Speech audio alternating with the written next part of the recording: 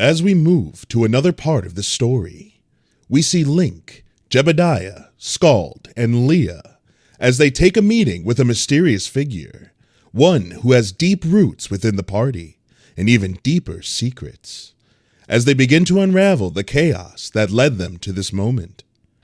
This week on WeTogether, hello, Governor.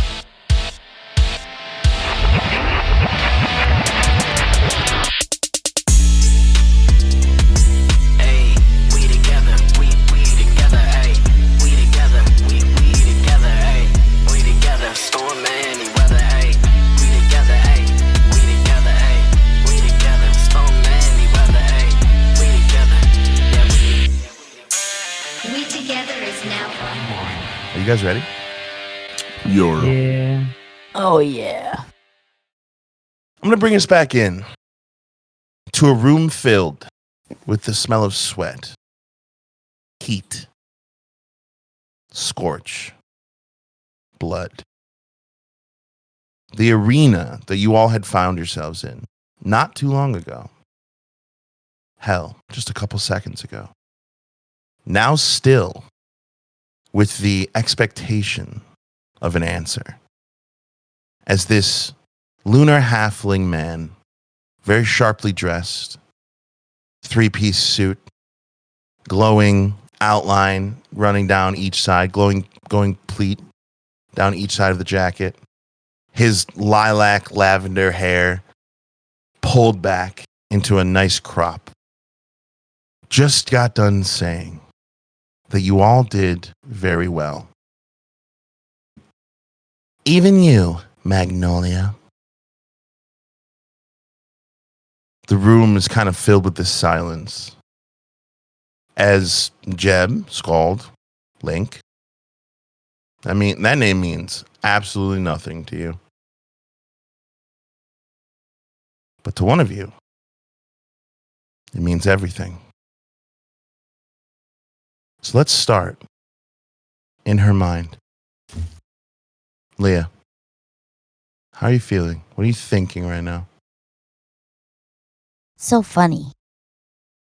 When I first saw that picture of the 9 and I saw him there, I thought, oh, wow, I feel bad because maybe he went through what we went through. Maybe he's confused and scared also. And now he's showing up like this. I don't know what to think. I don't know enough. And he's never been the type to tell me. All I know right now is that everyone in this room is in danger, especially him. Do you come out from your rock? I come out from my rock. As Leah kind of steps forward, the ones that just went through battle, kind of are slowly relaxing from their high adrenaline combat state. Rucker's still standing, still as a statue, in the center of this. As Leah makes her way towards the balcony overlooking this makeshift arena. And as she does, you can't help but notice lilac lavender hair, green eyes, as they meet each other's. You're looking well, daughter. A little bit of the old, fry cook energy is still within her now. It never leaves. You know I do not care for using my full name. But it is your given name. We picked it for a reason. Magnolia, I still see you act like a child. I thought maybe after going through the awakening, you would grow up a little. I see I was wrong. He looks at the other three. At least you have some muscle to back up your childness.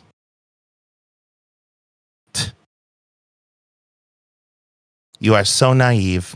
Still. That's fine. I shall be fixing that shortly. Bring them up to the study. We need to talk. As he turns and starts walking away. Skull chuckles a little bit. You see the Inquisitor kind of just like, come on, let him up. As the door behind Rucker, which is open, a light turns on in the hallway behind him. The like tip of Leah's ears is like a little bit red. She like seethes. Jeb wants to approach Leah. And as he gets there, Jeb just hands her a joint, and it's like, "You're gonna need that. You're gonna need that right now. We can puff up on the elevator on the way up to the study, wherever the hell this man's taking us. But you gonna need that for whatever conversation we have." And It takes like the tension break for her a little bit, and it just like reminds her of what Bramblebush and friendship has like always done in moments like that. Is just like the equivalent of an actual deep breath. It's like, fuck that guy. All right. Team daddy issues, go! Skull kind of finishes chuckling. He's kind of like, he talks stupid. I don't like the way he talks. Yeah. Jeb's just like, this is the first time he's got a chance to look at his gun, so he's just like admiring the beauty of it as we're like walking in. Roll me an investigation check. Ooh, I like that. Where is my dice? My dice is over here. And I'm guessing all of you are heading up behind Leah as she. I'm in my mind. I imagine like a little bit of a puffing, like a as you like walk towards the door, Stomping a little bit. You're not gonna believe me if I say nat 20, but that's what I got. So. I don't have no reason to not believe you. 4. You notice something on the hilt, on the handle, on the bottom. There's a weird symbol that looks like it is a very elaborate letter E, and it's very faded. It's very like kind of crusted, but it also has the pattern of what looks like an old QR code engraved into the handle. Your ID? Does my interface like pick anything up from that? Not if you could attempt to scan it, but that's about okay. all you can do. I might do that later. But it sounds good. Yep. Right. If you have notes, you should write it down. Yep. I have notes. I don't keep notes. For those listening who think that I'm being judgmental of my players, no.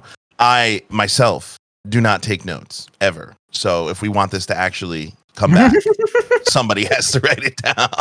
Yo, by the way, I was at the mall today and I saw a dice that had fishes swimming in it.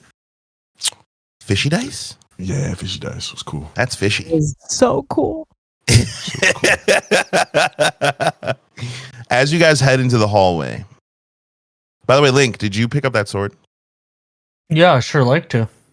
Hell yeah. It's a little heavier than you thought it was going to be, but it also weirdly fits perfectly into the sheath of the katana that you once had.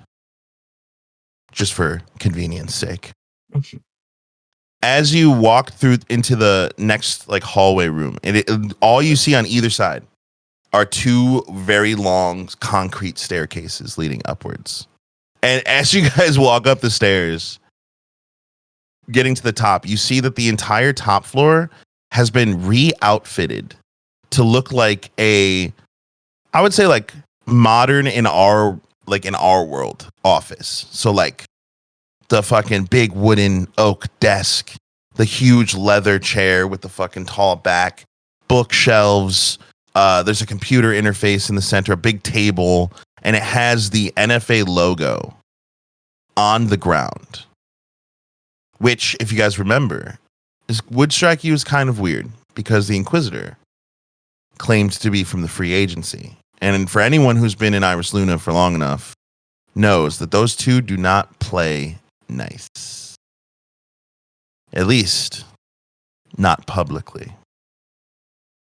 As you reach the top, you see this man, this halfling man, sitting at the big oak desk, holding a very large, for him, he's a halfling, he's a rather small dude, very large cigar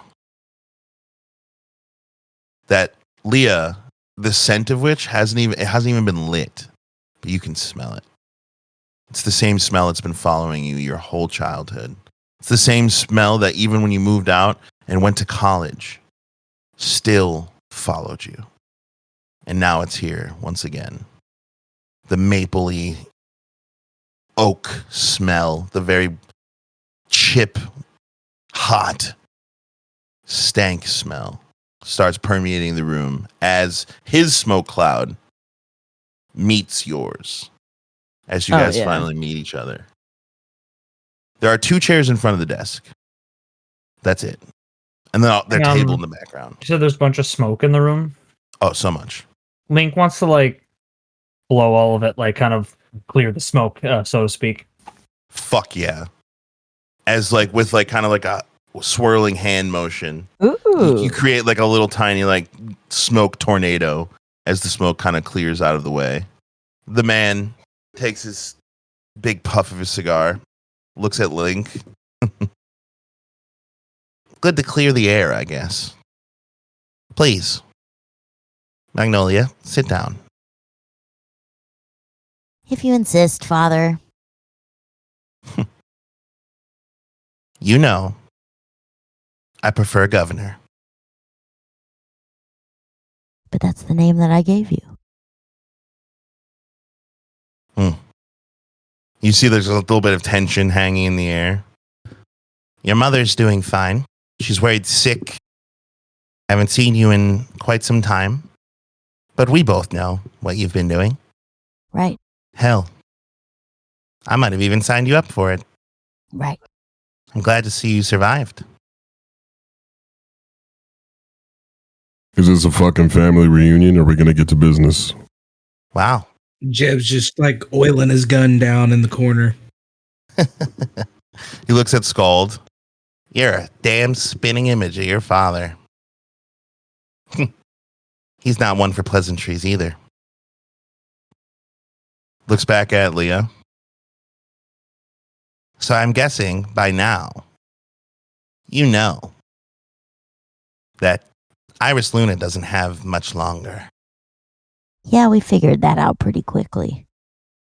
Mm-hmm. We've known about it for a few years now. People in this city don't understand what it takes to run a city on a barren moon. They think that all of our problems just get solved because magic, the umbrella, protects us. People on the colony are so beautifully diluted into thinking that it's so easy. But we know. Iris Luna is built not only on the bodies, but the souls of its residents. And the plants were no exception. The Magisphere fuels everything. Life, magic, technology. We are connected to it in a way that is not even explainable without a big chart, lots of graphs. But to my understanding, without the Magisphere, none of this matters. So, 20 years ago, when we started to notice the Magisphere is bigger than we thought, more vast, limitless even, we said. But we were wrong. We abused it, used it to our own means, He subconsciously just like reaches up, touches the back of his neck. Hell, some of us are even created by it.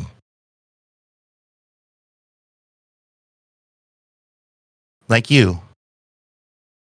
All of you. Conduits for a greater power.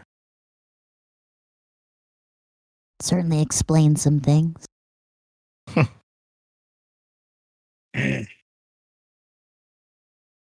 Got something to say there, Mr. Ursar? I'm just listening. Looks at Leah. I guess you didn't get stuck with idiots after all. What do you mean we were made from it? Your bodies. I'm guessing you understand that you were not alive before, and then suddenly, unexplainedly, alive once again. Sounds about right. Well, yeah. Well, it's because you're not your regular bodies, regular people, everyday people can only take in enough magisphere as they are destined to have. Obviously, we know there are some mages who can do some pretty cool shit. And there are some warriors who don't know magic if it slapped them in the face. Until recently, till the outfit, there was no way to increase one's magisphere. There was no way to level up. Until us. You are now conduits for the magisphere. The amount you can hold is limitless. We do not know the boundaries of our own power. And now, you four, for better or for worse, have this power. And it's up to you to use it. Now, you might ask, if the magisphere is what fuels the plants and fuels life, and we are finding out that it is limited, why then would we create more conduits for the magisphere? Why would you share? Because the magisphere is trying to kill us. There are forces beyond your understanding, forces that I have been protecting us from.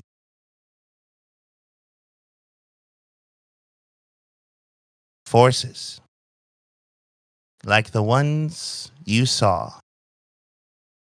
in the laboratory, capable of destruction, death, chaos. The magisphere is trying to eradicate us. And we created heroes to stop them.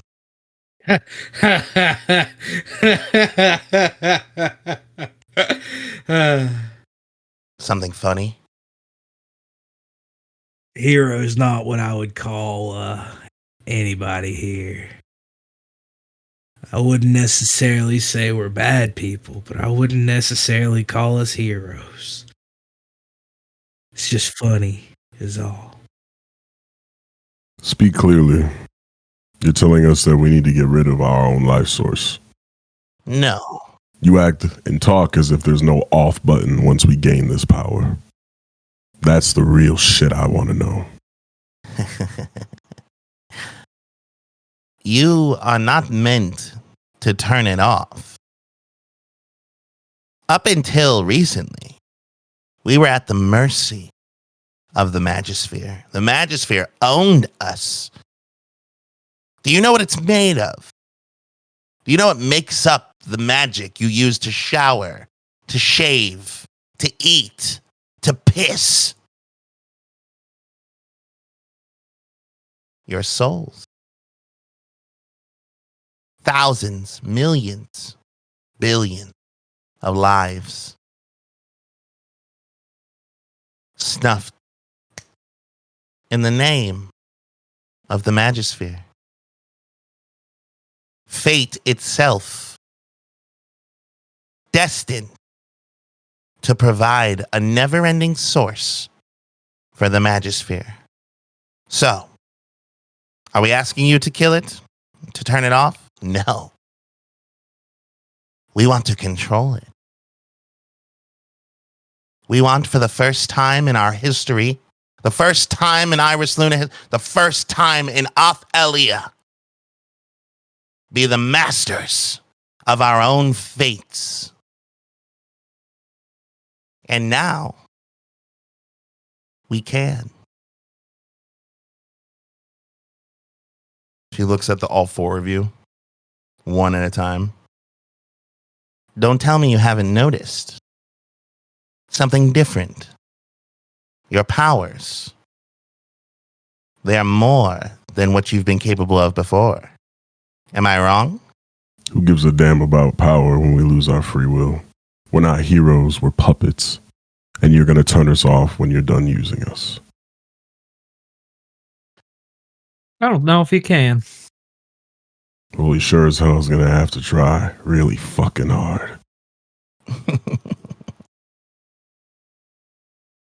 I swear, just a spitting image.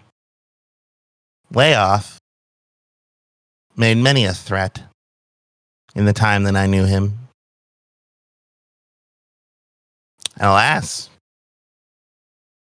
I'm still here, aren't I? That being said, now that you know why, here's how you're going to do how. If you haven't been reached out yet already, there is a opposition to our plan. An agent of the Magisphere who wants nothing but chaos and destruction sown onto us. Well, if you haven't met him already, he's kind of a drag.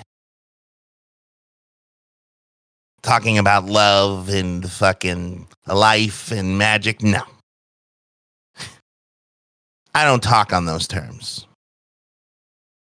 But what I do speak on, he holds his hand out and you see the turtle put 4 tiny suitcases, metal suitcases on the desk, and then open the middle one. And inside is a unit card, pre-saved amount of units on a personal network, untraceable fucking money. I speak in action. And I would like you to be my puppets as long as it serves us both. Without the Magisphere, you die. We all do. And if Subject Zero gets his way, we will all perish. Including, looks at Scald, your lovely mother. You better watch the tone of your voice when you refer to her. You know, one of these days, you're going to make a threat that's going to come back at you. I've already died twice. Give it all you got. You think death is the worst thing there is? He presses a button and you hear and then the sound of as you see all the rocks from the behind you, the arena behind you, all of it start to lift as if gravity just stopped working. As you see a fucking Rucker kind of floating up over and then landing with all the rubble falling behind him. As Magnus Thorn, the governor of level 1, leans across the desk and looks at Scald. Death is only the beginning. There are fates worse than death, my friend. Trust me, you don't want to find out. But that being said, I'm not asking you to work for me for free. Hell, I'm not even asking you really to work for me. I'm asking you to work in your own best interests. Magnolia can vouch for me. I always keep my word. Right? He's glaring at you, Leah. Hearkening his campaign when he was running for governor, and you had to put on a smile for all the photo ops. And it's just like, for some reason, the bramble bush is a safety net. It's a barrier. He used to be so good at pulling me into that energy, and just me being like, okay, I'm not going to say anything, or I'm just going to say what he says. But she just feels free to take a deep breath. I suppose you do keep your word, as well as all the other things that you do and don't say, that you keep in the background, that you scheme and that you plan and that you take. So, yeah, I can vouch for you that you do what you say.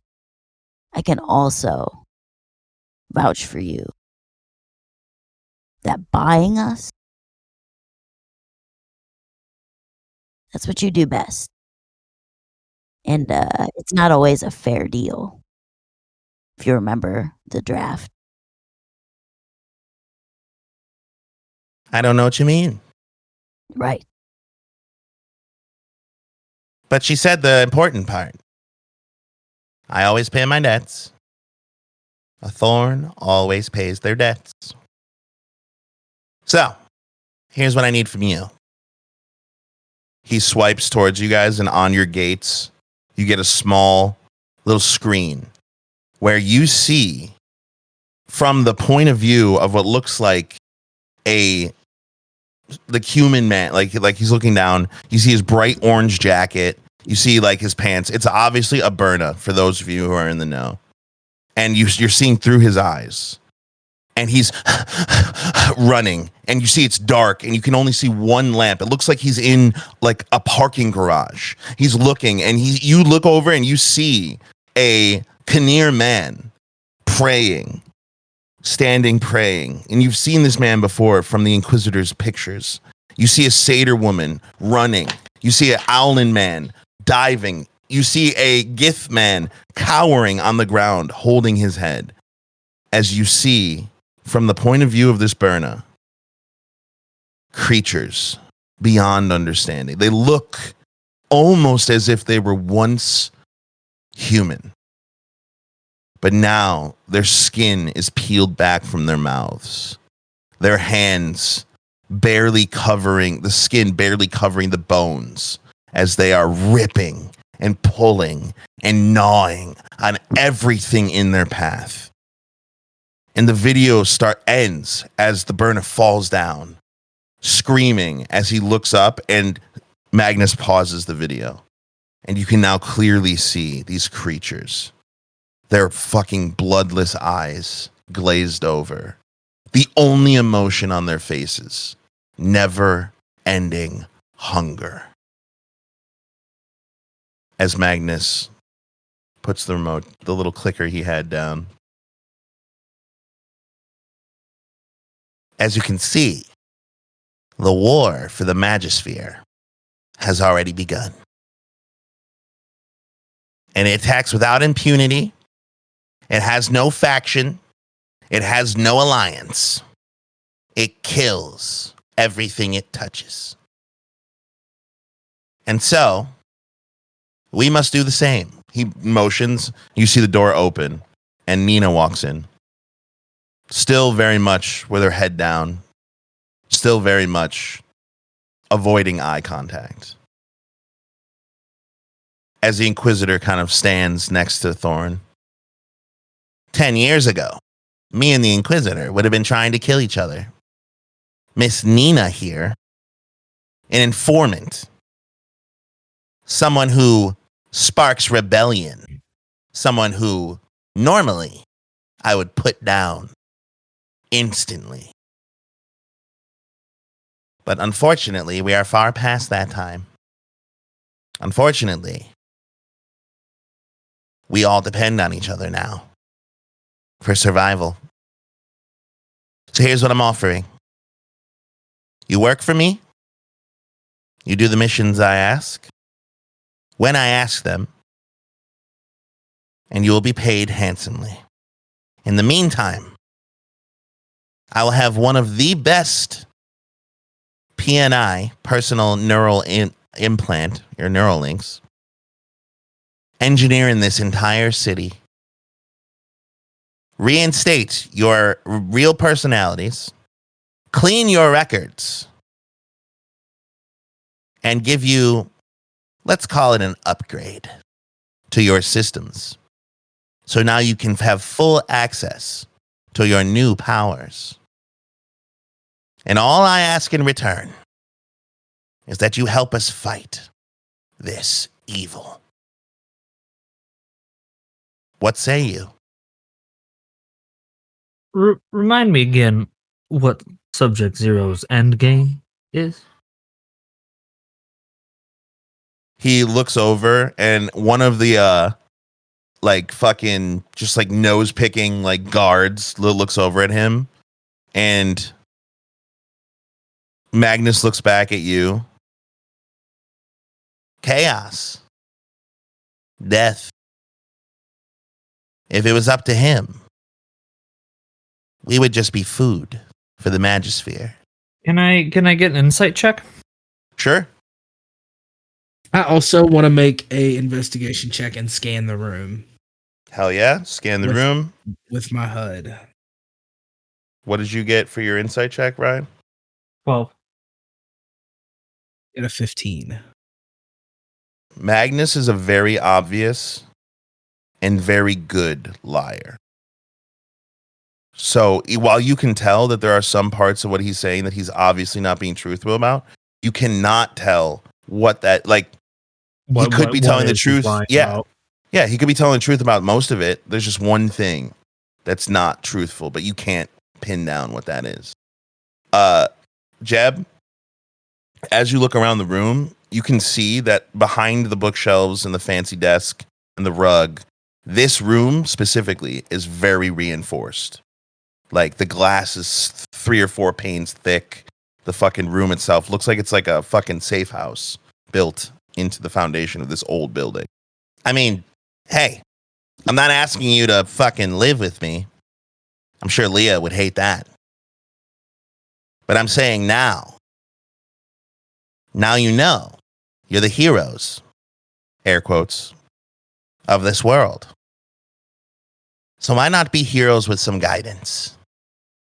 Why not let the syndicate help you? I'm going to walk up to the briefcase.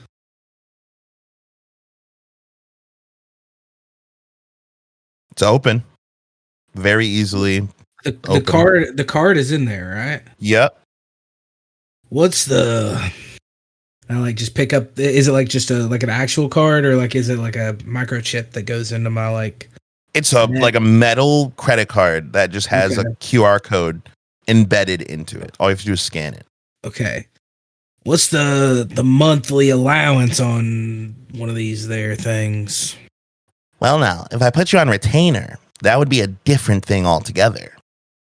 You're not going to be on retainer, so therefore not a monthly payment. You are by basis job paid. But if you want to know how much I'm willing to pay you now for the trouble of coming here and proving yourselves, 40 units. 1 Mac. Each.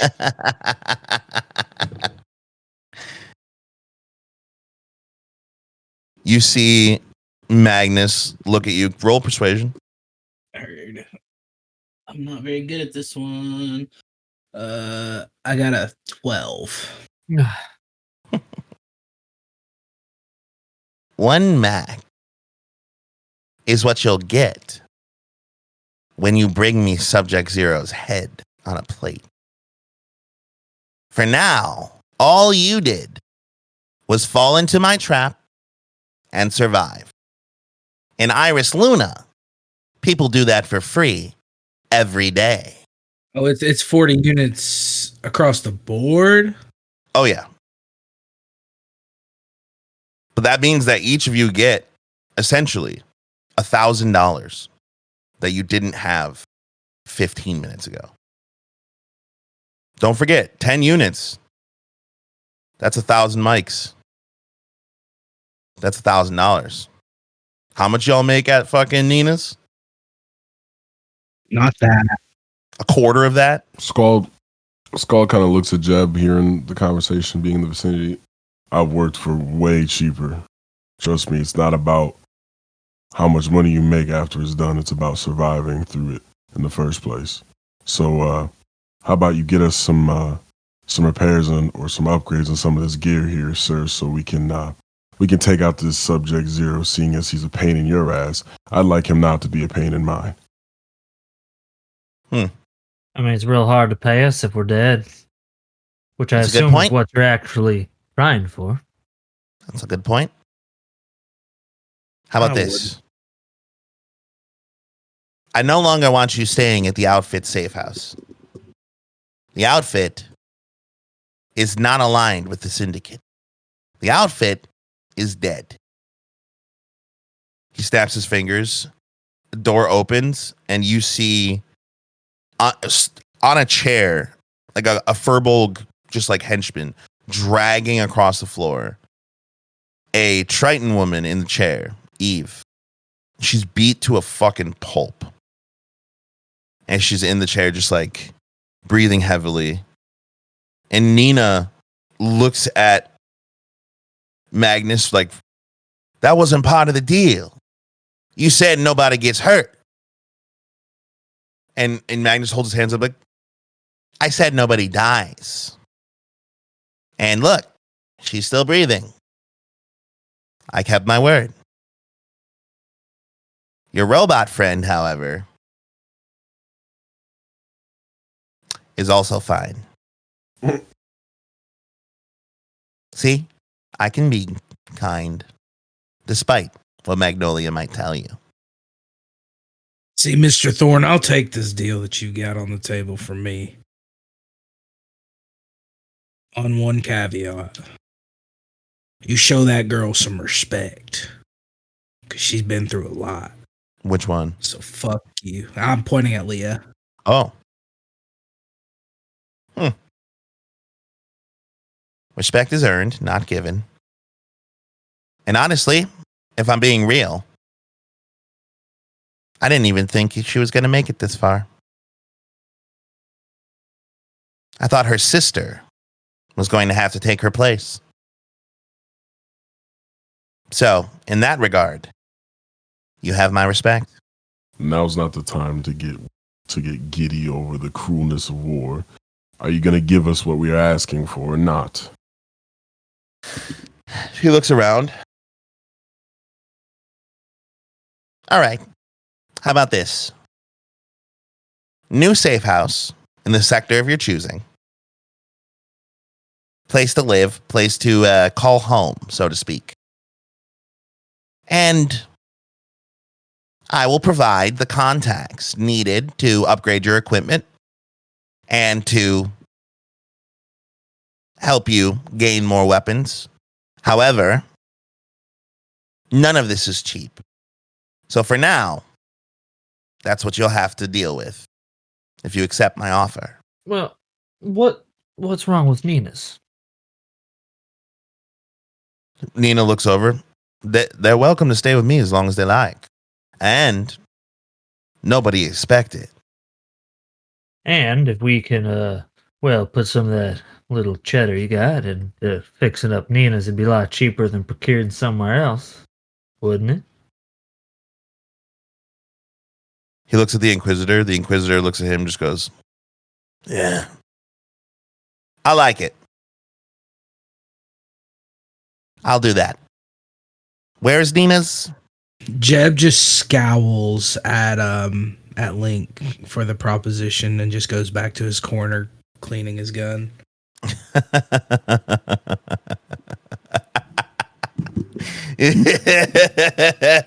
Fucking what, bud? You guys out can of talk about name. it in the car. as Magnus goes, all right, it's settled then.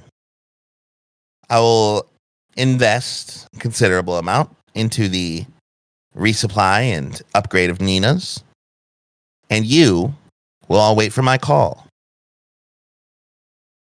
Sound good?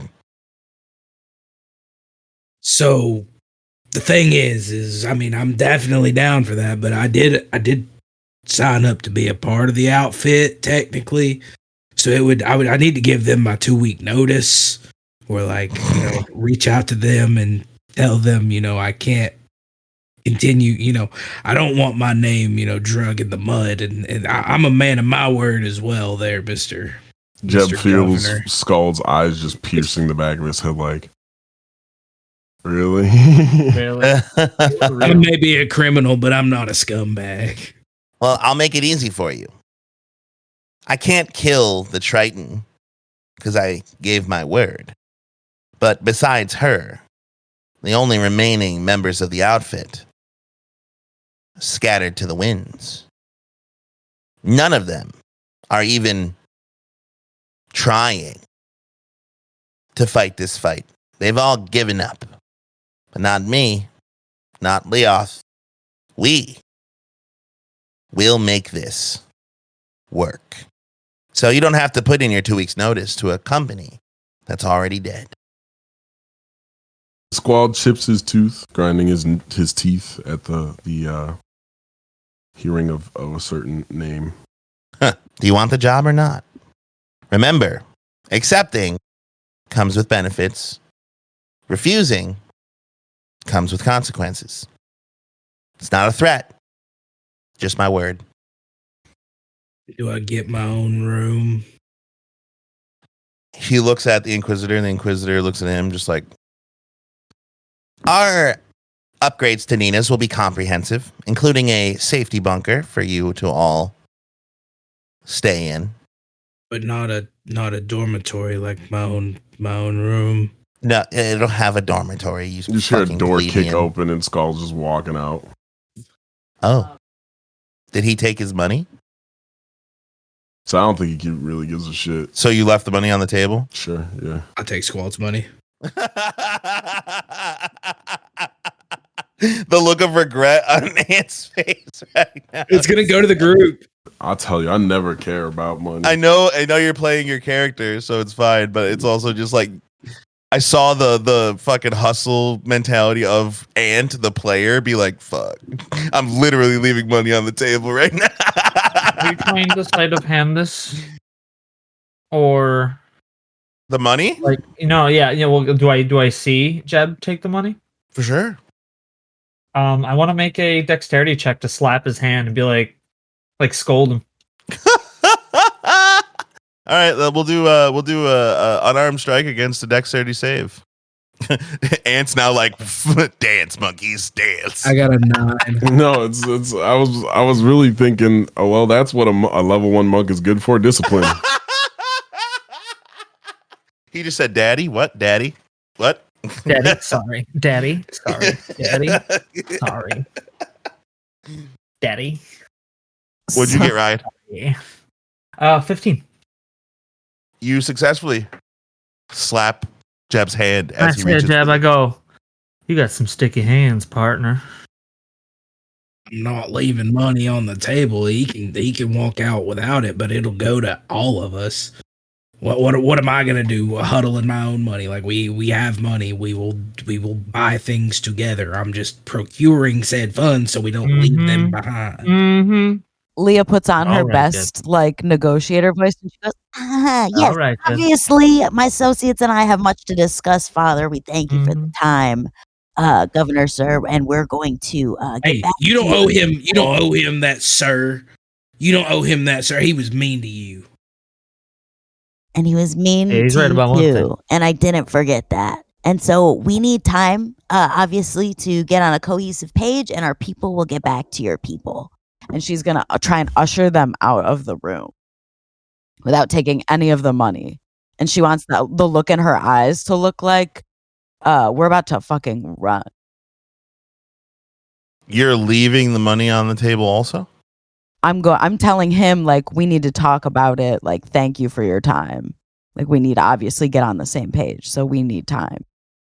Oh. Well, no, don't worry. This is a gesture more than a payment. As Jeb is scanning all the cards, if they're all getting left behind. Yes, it's just that find things where we are about to be, Father, are just so very traceable and dangerous in their own way. I don't expect you to understand. So, as much as we appreciate the gesture, the consequences that come with these sort of things are Exist whether you take the money or not, Magnolia. So you should just take the money. As someone who loves it so much, you really are pressuring us.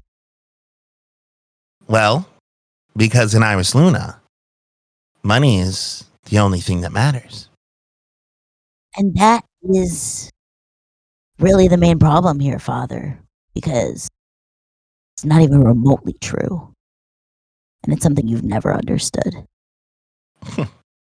Patronize me all you want, daughter. Only one of us knows the truth. You can stay blind all you want. Go down and dig into your tunnels again. Go live with the mites and the moles. But understand this. Money got you your education. Money got you your powers. Money brought you back to life. As it also took it away. Money is the only thing that matters. Take it. It's a gift. Happy birthday. How kind. He turns his chair, his cigar like almost done. She leaves it and she goes, It's actually not the only thing that matters. and she walks out the room. Jeb's like, fuck yeah. Jeb's been like eyeing that card like the fat friend at Thanksgiving who's like looking at your plate like, hey, you gonna finish that? Hey, you gonna you gonna finish that, or you gonna let me? I'll take care of that for you. You know what I'm saying? As the resident fucking poor boy who grew up not having very much, this is very on character for Jeb, I think. And Leah, who kind of grew up a little bit more spoon-fed, so to speak. Are you going to scan all three of them? Did I take mine? I would have taken mine. Yeah, okay. So you have yours, and then the Scalds and Leah's are with Jeb. As Leah walks out, she's met with another very scary face. And it's Scald looking down on her with very intentful eyes. And he says, "Why is your father working with my father? What do you know about this?" I have to tell everybody when we're all here together. But fucking... He punches the wall hard as fucking hell. "What do you know about this?" Jeb and Link would be exiting to this moment. And Jeb would be like scanning the second card and then getting to the third card and realizing he's got three and looking over at Link and he's like, Here. You can have the other one. You were all Twitter-pated over me having two cards. Here, take the other card. No, take the other card. Here. You know, I insist. I insist. Funny. I just thought it was funny that our tender was a little low the day we all ran Nina's. Don't you? We can. No, just something to think about there. He said you stole from us once, you bitch. just Here's 10 units for your about. trouble. Here's 10 units for your trouble. Mhm. Boom! As soon as you guys like fucking are in the middle of that, you hear Scald punch the wall and scream at Leah as you exit the room to this scene. And I go, so he says, like, what do you know? Yeah, like I'm not waiting for everybody else to come out. Like, just fucking tell me what you know. Now, is that any way to speak to a compatriot? But it literally doesn't matter. Like, the way that she looks at you, bro, is the ultimate urgency. And she goes, that we need to get the fuck out of here now, or we're all going to die again. Let's get somewhere fucking away and we can talk this all out. But it's bad. Yo, Scald's like taken aback a little bit by like the veracity of fucking Leah. Move. And then she starts going. He's just kind of like, what the fuck just happened? Eve and Nina walk out of the office, and you see Eve spit a tooth onto the ground. I could use some rest. Not as tough as you looked. She looks at Scald with like, roll fucking wisdom saving throw. 17 minus 1, 16. So it doesn't show on your face at all. Like you're not like intimidated visibly, but you can hear in her voice. You just have heard many a warrior who are not afraid to die have this same like sentiment. She goes, "It'll never happen again." She like walks past you down the stairs, a little limp. Nina still like kind of looking at the ground, just kind of comes out. Kit, can I ride with y'all back to the bar? We probably should talk. Oh, definitely. I don't. Or as Pops would say, indubitably. Indubitably. Indubitably. I make eye contact with Mr. Jeb and I go, I will leave her fucking here if you want. He's just like, I'm sitting in the back if she's riding with us. Yeah, me too. Ugh. I feel like y'all don't have an appreciation for nuance. Or the bigger picture as to why we're all here, including Nina. Let's get back to the bar and discuss. As you go walk towards the front door of this place, it like pulls open and you see kind of a familiar face. Hello. I have the vehicle waiting as requested. Sheriff, thank God you're fucking alive. Thank Oth. I am a artificial intelligence. I cannot die. Yeah. Let's go. We gotta get out of here. The truck is waiting out front. It looks a little cleaner too. It looks like you might have cleaned it a little bit. What the fuck did you do? What the fuck did you do to her? Hey, as like Jeb runs out now, it's like not trashed. He's like, my Bramble Asher is all cleaned out. It doesn't have the Nova stains on it. It's like coffee cups been moved. I merely used my time effectively. I made sure that I was being efficient, which is my directive. Are you displeased? God damn it. And he just gets in the driver's seat as if nothing has happened. Scald walks past Leah. It says, "You're sitting in the back with me. We got some talking to do." I'm definitely down to have that conversation with you, but there are things I have to say to the group that we might as well say to a group. So yeah, we'll have our own talk, but I might not be able to tell you everything you're asking. I think Squall. The reason we need to have this talk is because your trust, or my trust for you, relies on this talk. It needs to be had immediately. Fine. Fucking sheriff. Oh. As he's like now awkwardly sitting in the fucking back. I forgot Sheriff is back there. I need some help. I'm not a therapist. This is uncomfortable. I have no feelings, and yet I feel uncomfortable. Well, why don't you cool your jets like you could have any secrets in the first place here? Literally, do you want to just come outside with us? I don't remember talking to you, elf boy. Yeah, well, you're more of the boy as far as stature goes. You behave like a child. If you knew the things my father's done, you would want him dead as much as I do. I'm familiar. Jeb just is lighting up in the driver's seat like her. We should probably depart. Who is sitting in the back and who is sitting in the cab? I'm sitting in the back. I don't even fit in the fucking cab, I don't think. I'm sitting next to Mr. Halfhorn.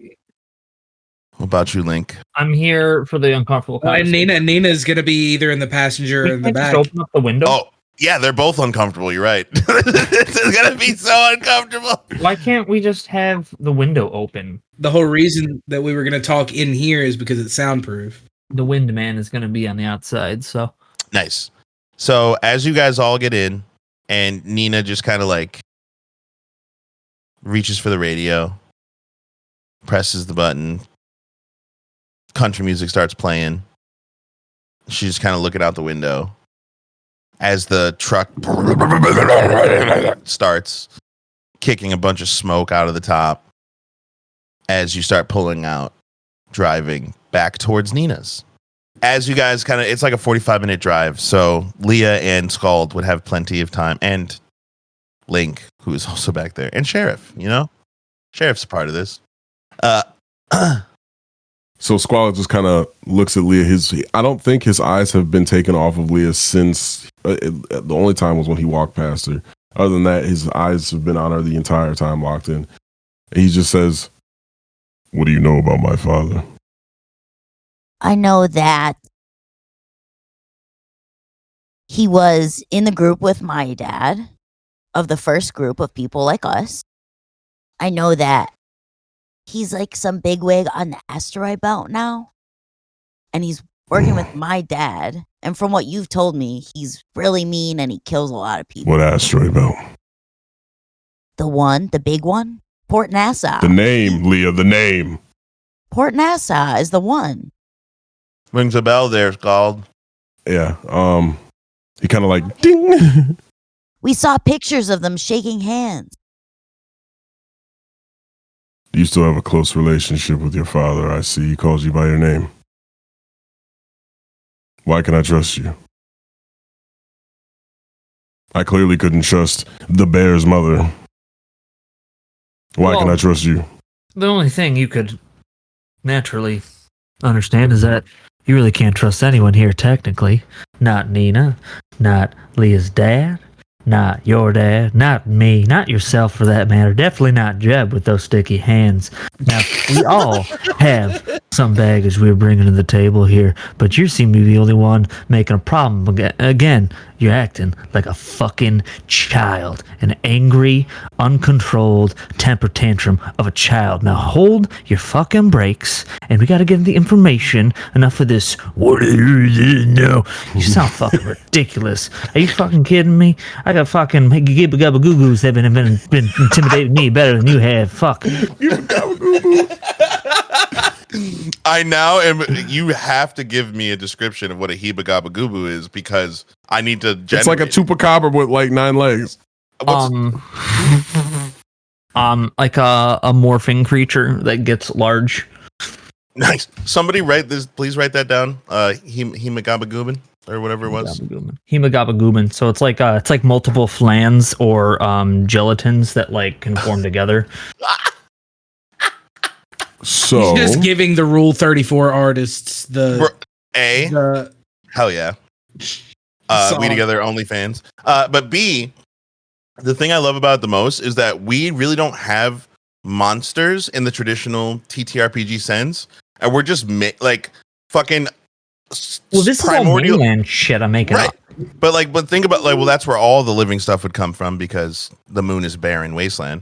But when you think about we're creating the monster manual one monster at a time through fucking Link's fucking made up. Hemagabagoobas are basically like these could be slang terms for everything. This could be slang for everything also. But I want to keep going on my dialogue though when we talk about the goobas. I go, Link's gonna keep going. He goes, now I'm not any more happy about the situation than you are, Squalled. But one thing's for certain, we're not getting out of this fighting each other. We're doing it together. With sticky hands, angry red man, hamster lady, and Nina. And there's no option here. We can't trust Leah's dad. I know he was lying. I don't know what he was lying about, but he's not giving us the full truth, which means there's no good guys here. That includes us, them, and them.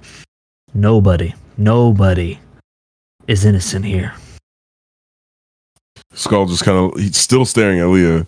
He just kind of has like a little smirk. He says, I don't care if everyone on this planet perishes. I don't care if everybody stops breathing tomorrow. and the world ends. just want your dad dead. I will see my father's blood on my hands, Yeah. and I will die happy. Now, as for the information, I've got what I need. Sheriff, how far is the closest town? Well, technically, we are in a very large city. So the closest town is right there and there. Well, I thought we were in like a... And there, Stop and stop. there. Stop. Fucking thought we were in- Simski Uchihi here, I tell you. I thought we were in like an interstate type deal. Oh, you mean like you're on the free? How far away from getting off the freeway?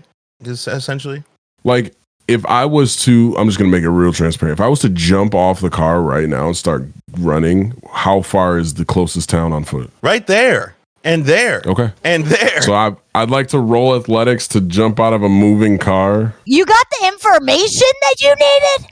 You didn't even let me answer your question. You told him where he is.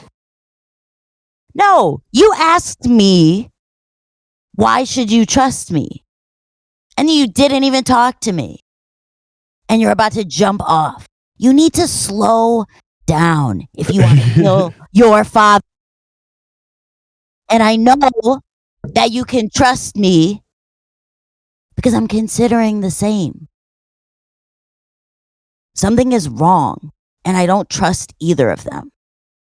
And I trust the people that live there and struggle there, and I trust the plants way before it. And that's what I'm fighting for. And if you want to be on that fucking team, then you're in the car for that fucking team. I didn't take the money. I'm not here for that. I'm here for the plants and the people and the chance for everybody to have an experience of living a life with the air that they need and the gravity that they need, not just level 1. And it sounds like that's exactly what they're preparing to keep for themselves. That's not going to fly. And we need to figure out what we're going to do about it as a group. Without them. Sheriff just randomly. It seems to me that the logical option is to stay where your father is in the trajectory. If you leave now, that makes no logical sense. All of us at this point are going to get our faces smashed by both of these people. They're very powerful right now, and we have to be able to get to that level so we can actually win.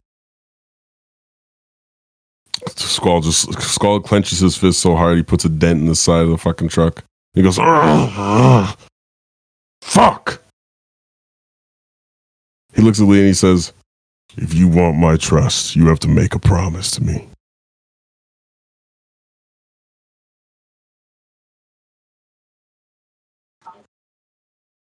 None of you put a hand on him. He's mine. Done. That's not even hard. That's a good deal. He kind of plumps down. The truck You goes know, wobble, wobble, wobble. I'm gonna interject here. Based on your descriptions of your father, I'm pretty sure you lose that 1v1, son. I have the an whole point of you infinite- sticking with us. Otherwise, why'd you be here? He kind of like stretches his hand and he said, "Don't you listen. I have an infinite power glitch. I just need to untap my potential." You know, an old story from the village Okay. says that was come with a cost. A curse mark, though. I called him Simski Uchihi earlier. Y'all missed it, but it's fine. Call him Simski Uchihi. Y'all missed it. He's saying like this, I gotta kill my dad. I was like, I gotta kill my dad. As we shift At least it's not my perspective to the brother. cab. Yeah, right. You know, that's As true. I did write the story, so that'd be a little weird if I did that. But as we shift the perspective, it is going from the back to the cab. And as we go, you hear Sheriff go, "Question. If your hands are red, how can you see your father's blood on them?" As it passes into the cab. And it is just like tense, awkward silence. And filled with, I'm assuming for you, Jeb, here, filled with smoke. Just like Oh, chain smoking this shit. Just so some people call him the space cowboy. Some call him the gangster of love. Jebediah is a gambling man, and that's the vibe that has been set in the cab, and he is chain smoking some. He has a like a cigarette esque in one hand and a joint in the other while steering with them in his hands. Amen, brother. like a fucking 75-year-old bus driver who's been doing it for way too long. Exactly. 10 and 2. We together do not condone distracted driving. Oh yeah, we together. Every car has a auto driving function. When you're under the influence, it technically drives for you. Technically, wink. That being said, the music kind of blaring. You see Nina just like she turns it down. Jebediah, are you gonna keep acting cross at me the whole time, or are you gonna let me explain? I'm listening. Just 10 and 2. I didn't have a choice. Okay, before you got to Nina's, and you saw how it was. I had to do things to survive. Everyone does. You know this. You had to do things too. My past is just as checkered as yours. Now, I'm not proud of it, but there are still some loose ends that come wrapping around your neck every once in a while. The Inquisitor's one of them. I can't say no. The governor is another. I can't say no. And when they told me that they wanted to test y'all, and they told me that I was going to be the bait, I told them no. And guess what? They threatened to kill us. They shot Wes. I had to go. I had to protect you. As she's like rambling off these excuses, Jeb, just like as cold as a cowboy, it's just like, it's not about the company you keep, Ma. It's about your honesty. You could have just told us who you were fucking with, and I would have walked into the trap happily. Yeah, I can trust you. How do I know I can trust any of the others? On that cue, the fucking truck kind of just wobbles. It's not you trusting me that I have to worry about anymore, Ma. Speak plain, Jebediah. You weren't truthful. You could have told us to walk into this trap. The governor is here. This is a code red situation. Instead, you tried to handle it on your own. And that's not how we do things in this family. And the truck just kind of like swerves a little bit and then like goes back into the lane. Everybody in the back, maybe a dexterity saving throw, please. Wahoo! The dice that's gonna be my friend is a green dark sparkly. Why at the most Get some real useful dice. time? Get some real dice, bro. No. This is a great roll. This is actually nice. statistically the best roll. But why now? Why now when it's for a dexterity saving throw? Just that I to know swerve a doesn't little in the matter? back or not. Oh my god. It's like But a go ahead. 24, bro. Did anyone get under a 15? I got a 17. Dude, I got a 17 too. So all of you catch yourselves pretty easily. Sheriff literally face plants on like gong, onto the fucking. I rolled a 13. Like a fucking magnet to the flatbed. Bong, hits his head, and you just hear "ow." And in the front, Nina is kind of looking at you, just like, Jebediah, I understand, but you have to understand that the governor, the Inquisitor, the free agency, the union, getting tangled up with them is a mess. And I already lost one She stops. Significant because she rarely talks about her husband and her son. She rarely brings it up. And she stops herself. Listen, you don't have to forgive me, but you need to understand me. If we're a family, like you say, then you have to understand that we make mistakes. Not being honest with you, maybe that's a mistake, maybe not. But you're still breathing. You're still here. And I count that as a win. You better respect that. You understand? And Jebediah kind of like understands where she's coming from.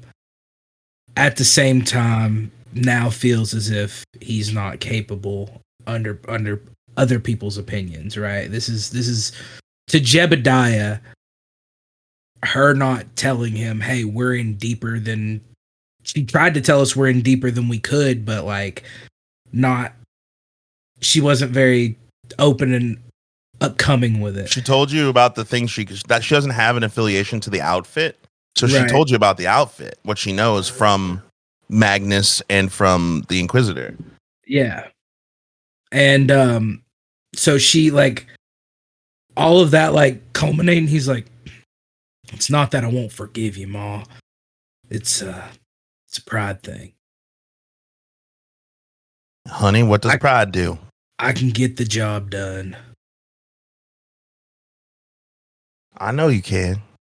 But it's a matter of, do I want you to try? And honestly, honey, on Iris Luna, the closest thing you can get to love is just not asking somebody to put themselves in that position. Ma, it's more than that. We all get our hands dirty. If we're gonna work together, I need to know that I can trust you. And you can trust me all you want to, but you not telling me things like that, putting our lives in danger, everyone's life is in danger without. There's consequences to that. I understand, though, that you were put into that tough situation. So thank you for what you've done for us.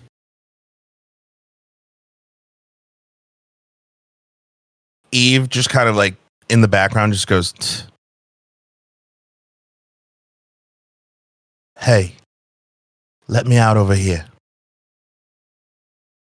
Stop the car." I pull over. Eve goes to get out. And before she does, she kind of looks at you, looks at Nina. Listen, you might not have a reason to trust the outfit. And you might not have a reason to believe that we are here to help. But you do have a reason to trust me. I'll put my life on the line for you. For all of you. Just remember that. She opens the door. She gets out. Door closes. She hops over the side of the fucking freeway, which is a free fall, by the way. That's like a very far fall. She just hops over. The song Third Eye Blind by Jumper comes on. Nina just kind of, something inside me tells me that girl's going to be just fine. Go ahead, Jeb. And she like tells you to keep going. Turns up the radio. I just start smoking more. I just 10 and 2. Still smoking and still stressed out. So you guys make it all the way to Nina's without much of a hitch. As you guys pull up to the back, into the back, like, remember that alleyway is tight. Like, it's going to be hard to get out of the car from the sides, kind of tight. But from the back, hella easy. As you pull up behind Nina's, Nina like goes to get out of the car. I'm exhausted. I know that you and your friends are probably going to want to talk, but I need to sleep and I need to think. Are you all right with that? No. Sorry. I can't make that decision on my own. You got to take that up with them. Well, Because they have the right to ask their questions too. If we can do that in the morning, we can do that in the morning. But I'm just saying, you need to talk to them about it. It's not on me. I open the window as that's in the back as everybody's like starting to get out. Hey, And Nina just kind of goes, well, good thing it's my fucking house then. And she gets out of the car and fucking slams the door and walks into Nina's. I also suppose that's fucking fair. Sheriff gets out. We made it in a record amount of time. Oh, wait. Sorry. We made it in a record amount of time for your vehicle. And he starts walking towards the front of Nina's. So now the four of us are still in the car. And Technically, yeah. I would like to say, like, Hey, if we all get into the soundproof cab right now, we're blocking out even Nina and Sheriff at this point, which might be a good thing. Yeah. Y'all want to climb up front for a minute? Why would we need to? I'm about to tell you something that I think is going on a very deep level.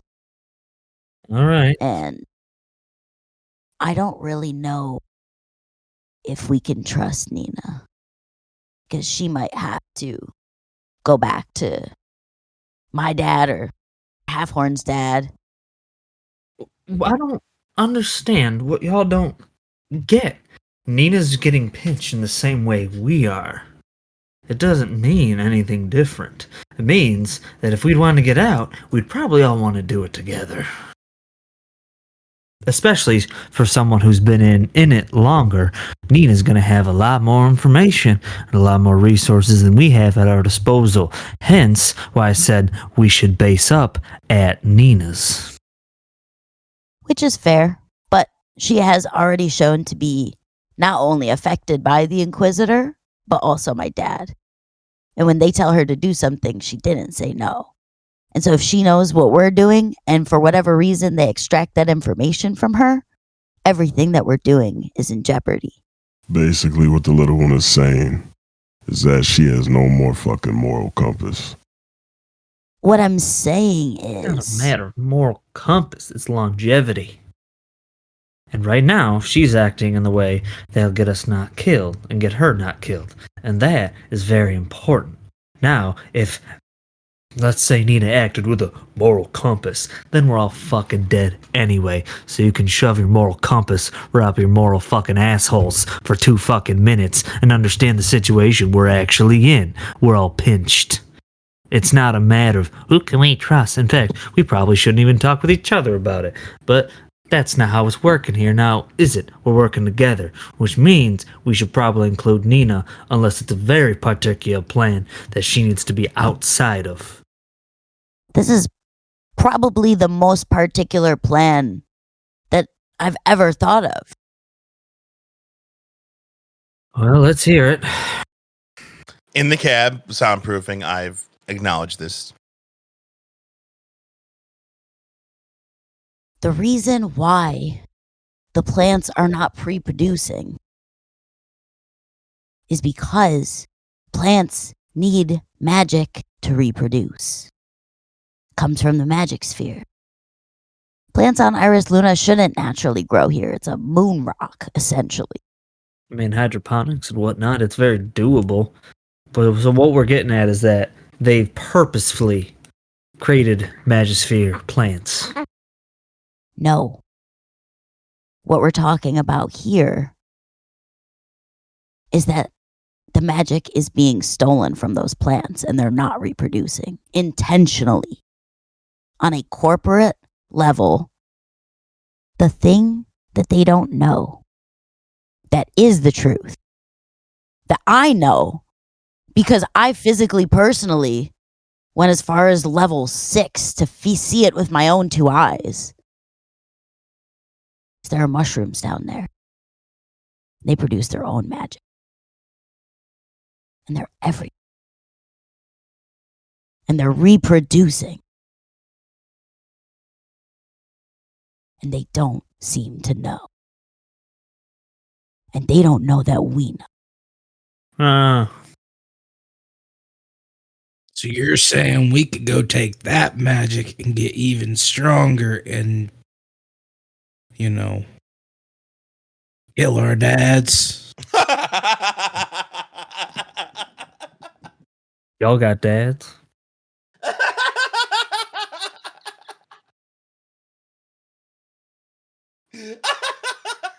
Mine said he was getting a quart of milk and a pack of smokes. And when you think about the fact that my father wants to control that magic and threatened us with consequences if we didn't take his bribe and called Mr. Jeb stupid. Well, He He drives a fair point there. it doesn't matter. It's not about what we are. It's about how we treat each other. And as much as I am related to him, I don't trust him. And I think don't think any of us do.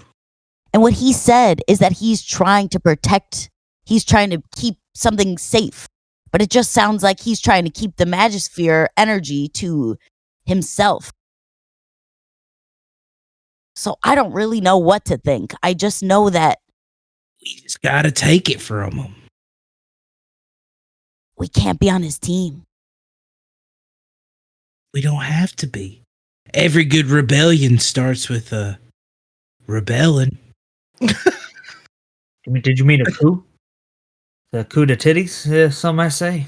We can't just take the mushroom and get stronger for ourselves, because we have to make sure that we're not wiping them out and we're not wiping out the people here, because we're on a time crunch. If everything goes under, Leah, all for nothing. Well, no. You make a strong point.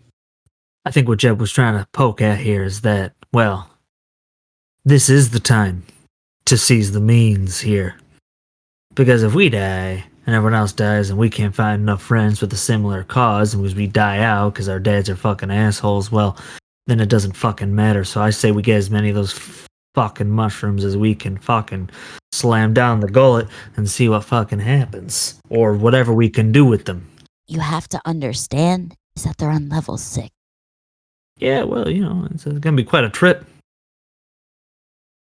You guys can't, you would, at least I would say Jebediah, mostly from your session 0, would know that going to level 6 with the IDs that you have right now, nope. Yeah, we would have to take the deal to get to level 6. That's He didn't give us those already? No, we have to see the doctor guy. He said he'd make it happen though if we stayed at Moz. Not to mention his ability to track us internally if we have his hardware in our body. I don't trust that. There's always a man with a way. Yeah. As far as the electronics goes. True. You can always get disconnected from that. And I doubt they'd be able to actually sense us all that way that far down to begin with. I think it would be more of a by level basis. They're not going to be tracking shit in level 6. You're underestimating the power of level 1 on a figurehead government level. Well, the lower we are, the harder we are to get. We're talking gravity issues. We're talking oxygen issues. We need to prepare. Well, I'm pretty good with both of those things, if you didn't notice. We're going to have to try to figure that out as we go. And if we have to come back with our tails running, well, so be it. But I don't think we can afford to not try. We're talking guaranteed cave-in. Clunk, clunk, clunk. A metal hand knocks on the window. I kind of roll. I do the crank window, even though it doesn't have a crank window. I'm like doing this, and the window is rolling down. Some bramblebush smoke comes out of the. Starts pouring out of the window. Hello, would you be interested in some dinner? I am preparing for Miss Nina. I want to know how many servings I should synthesize. Oh, yeah. Mm-hmm. Yes, chef. Please. Are Thank you going to be dining in with us, or are you doing takeout? We're dining. We're coming in. We're Dining coming in, please. Go ahead and make 5 servings for the big red man here. 5 additional servings? Oh yeah, I mean, look at him. Yeah. He's probably hungry. Hey, get me 3. Each day he's here, I see him not eating. He's withering away to nothing. Look at him. Squald's just fucking like towering. Like It's fucking 8 feet. he's withering away. He got to grow big and strong. Leah like takes a deep breath, lets it out, turns to Link and just goes, You don't understand what it feels like to have that off my chest, because the last time that I told anyone about this, it was my sister. And basically, she immediately told the corporate. And then I was drowned by a couple of agents who ran in, and she went right back to being under their thumb. So I thought my family had issues. not only is she in trouble, but I haven't felt like I can tell anyone that because of the same potential possibility. The fact that we may be potentially able to do something about it means that there's hope. I'm glad that Nina doesn't know, because at this point, the only people in this room are the people that I know aren't going to turn around and sell us out to the corporate people. So, as you guys get out of the cab and you head inside to Nina's, the wanton destruction that was what you left is all but completely gone, except for the weird dark stain at the bottom of the stairs, which it looks like somebody threw a rug over that is not big enough to cover the entire stain. As you guys kind of go in, there's like a table that is big enough to fit you all. You kind of sit around the table. Sheriff comes out with, sorry, I have to do math here. 1, 2, 3, 8 bowls of what looks like French onion soup. And they put 1 bowl in front of Link, 1 bowl in front of Jeb, 1 bowl in front of Leah, and 5 bowls of French onion soup in front of Scald. And Sheriff goes, all right, as ordered. Unfortunately, employees are only allowed 1 free meal. So that will be 10 mics for the extra soups. And he literally holds out a bill to Squald. Link's just like laughing his ass.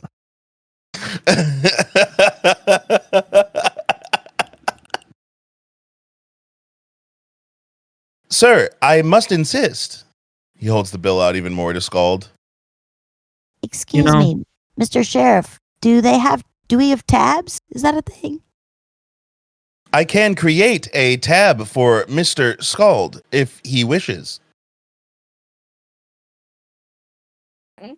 He grabs the ticket and it just goes up in flames and it burns. He goes, oops. Honest mistake. Prints another one from his chest, holds it out. I would like to put the bowls of soup on my tab, wait. please. Sheriff, let me see that real quick. He hands you the receipt. Link just eats it. Wow, such a coincidence. Prints another one. Sheriff, shut the fuck up, or we scrap your ass. Leah, he turns on your tab, Miss Thorne. Yes, please. Very well. Thank you for dining with us. Leah, don't let him do that to you. Turns away, starts walking away. he walks away. She looks at him. She goes, I don't think I'm going to pay it. You know what? I feel like that is where I'm going to end today's session.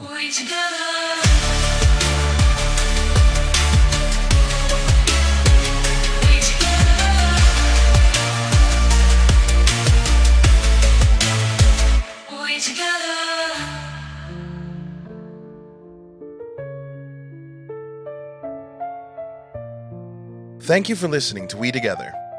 Find all of our links on our Linktree or join our amazing Discord community at We Together Gaming to chat about the story, share your thoughts, and hang out with the cast and GM. If you'd like to support us, please check out our Patreon at patreon.com/We Together Gaming. You'll get exclusive access to our behind-the-scenes podcast, where we talk about our favorite moments, dive into character work, and have long-form discussions about the story every week. If you're all caught up and looking for more, check out the actual play podcast Hapless Heroes, now in its second season, featuring me, your GM, as a player. Available on all streaming services. A quick thank you to our top-tier patrons. GxLobes, BrenDaniel, aka Naturally Noted, That Guy Jake, and my Momma. Your support means the world to us. Until next time, stay adventurous, and remember, whatever we do it better together.